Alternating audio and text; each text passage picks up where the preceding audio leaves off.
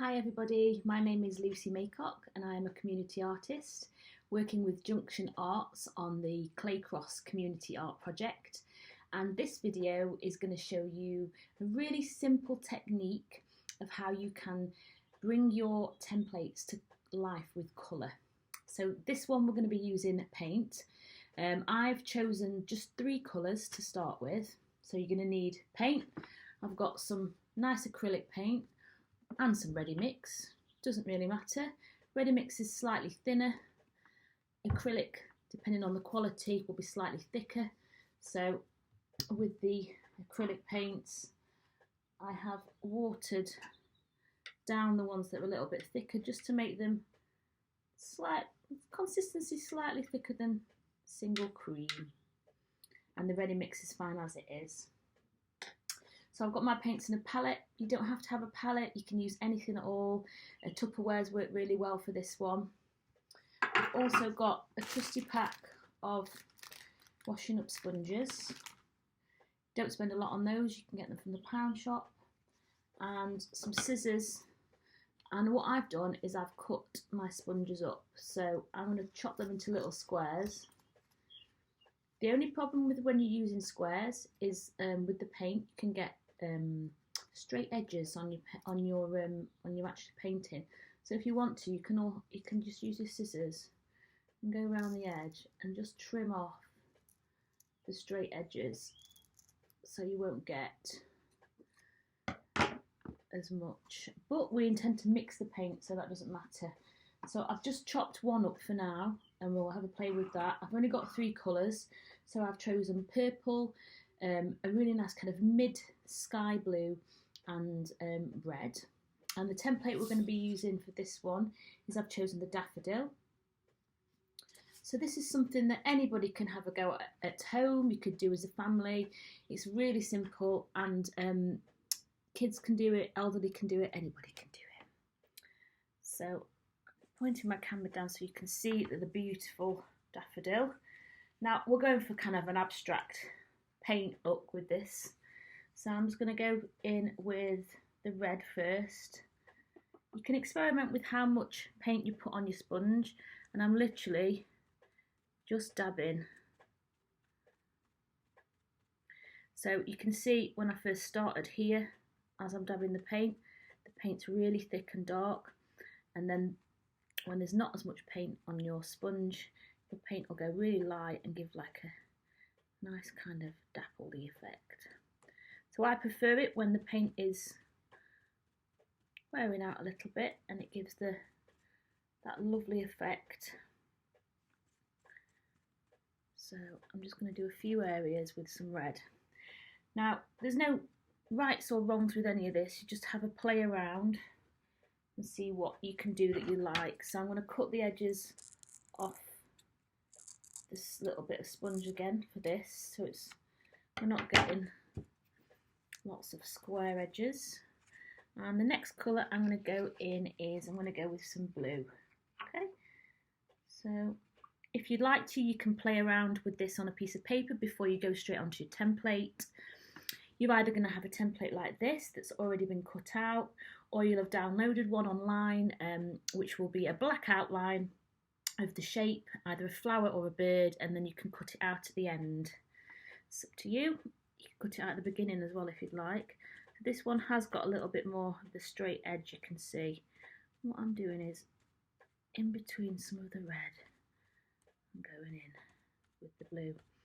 Now you do need to choose colours that go together, and you need to be aware of how light and dark your colours are.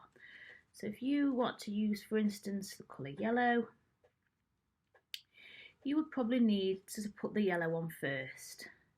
If you put the yellow on over a different colour of paint, then you're probably not going to get a yellow. It'll mix with the other colours, and you'll lose the kind of really light, true light yellow. So I'm going to dab a little bit more up here, and I'm just going to build it up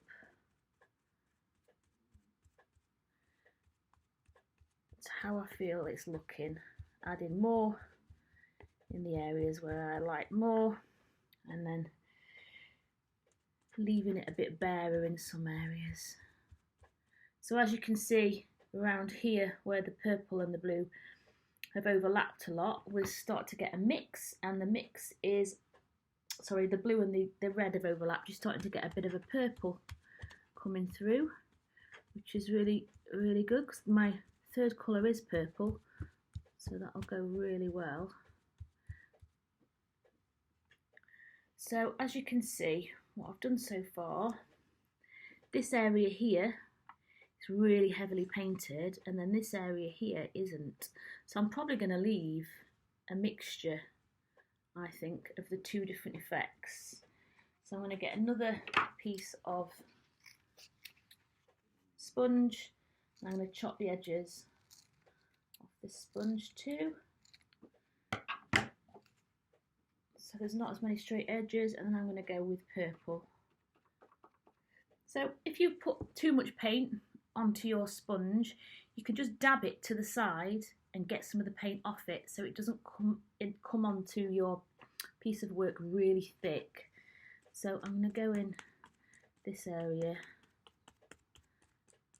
with the purple.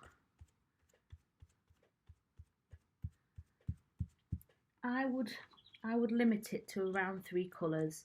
I think if you're not careful and you use many more colours, what can happen is they can mix far too much, and then it always just goes a bit brown and you lose the lovely vibrancy of the colours.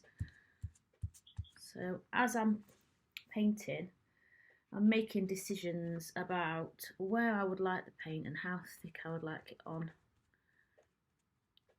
I just use my instinct to do this, but if you have a play around on a separate sheet first, you can then understand what you like, and then you can do that onto your template.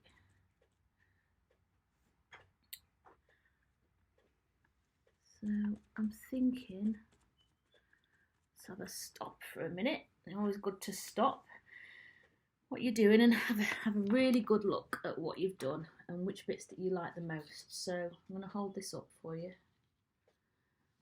So when I hold it up, I'm kind of really liking these areas here of dark paint.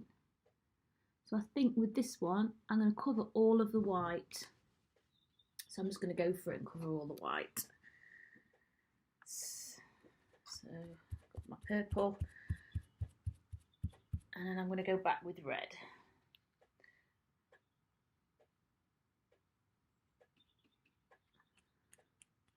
Some more red in there. So how hard you press on with your sponge will also have an effect on what you get, the results. If you press on really, really hard, you'll get more paint transferred over. And you press on really gently, you'll get a really nice sponged effect. So I'm looking to cover all of the white areas. Now I'm running out of paint on my sponge now, so I'm just going to add a tiny little bit and then dab to the side, so it's only a tiny little bit of paint on there, and I'm going to go in really lightly. Otherwise I'm in danger of covering all of the blue and the areas of white. So I'm going to go back in with some blue. Just bring out some blue again. So I'm going over the areas that I've already done with blue.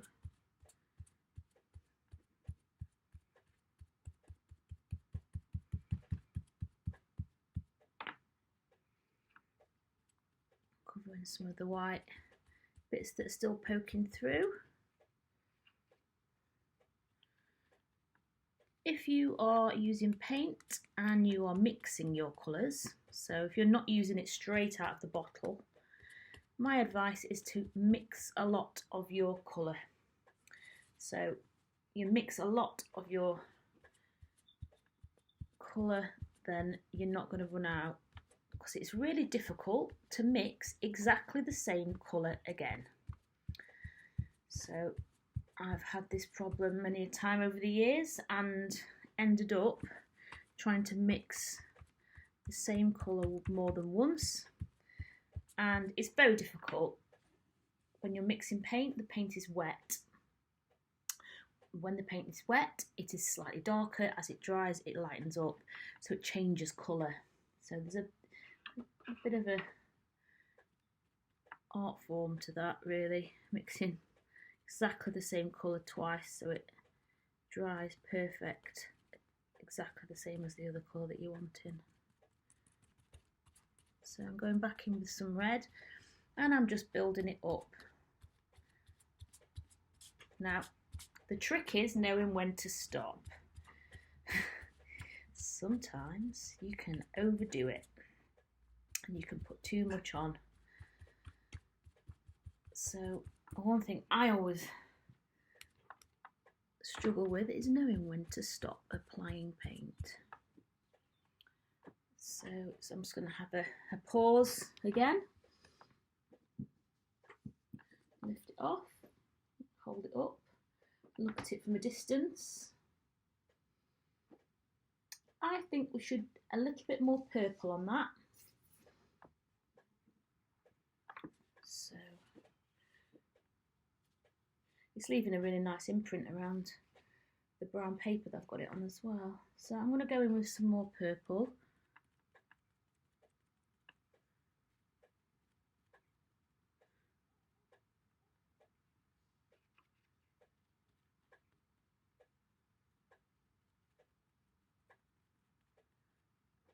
Purple is my favourite colour. I don't know if I've already said that. Purple and red seem to be my favourites at the minute. You can use your favourite colours if you'd like. So I'm going in with slightly thicker purple to make sure that you can see it in and around the other colours. As the purple that I've got, that's just ready mixed paint, is slightly brighter than the purple that's being created from the mixture of the blue and the red. So I think a little bit of red needs breaking up there.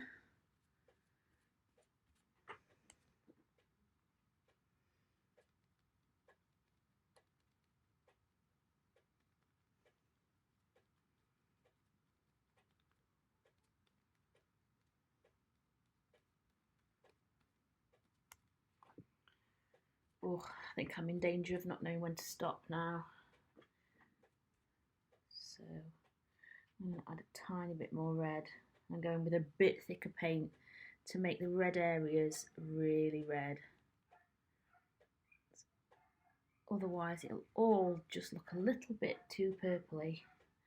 So just on these areas here, let's go in and you can see that the paint that I'm applying is slightly thicker.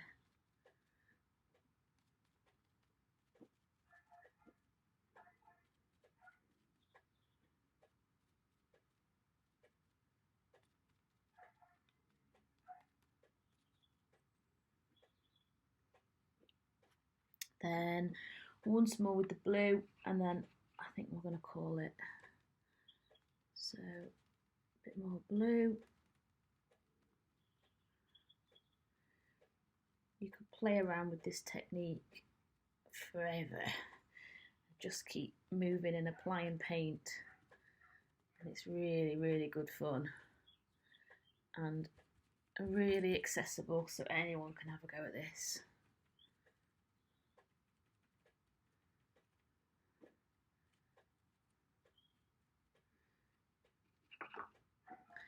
More blue on the stem, I think. I've lost a lot of the blue out of the stem. You could try cutting your sponge up in 2 different shapes as well if you fancied it. See what happens with that. Now I think, not fingers covered in paint, but I think we're done. So I'm going to hold it up so you can see off the brown paper what it looks like. Ooh, lovely. So finished template, looks gorgeous. And all you need to do now is pop it in your window for everybody to see. I hope you've enjoyed the video today. Have a play and then wait for your designs to dry and then pop them in your windows. And I shall see you all again soon.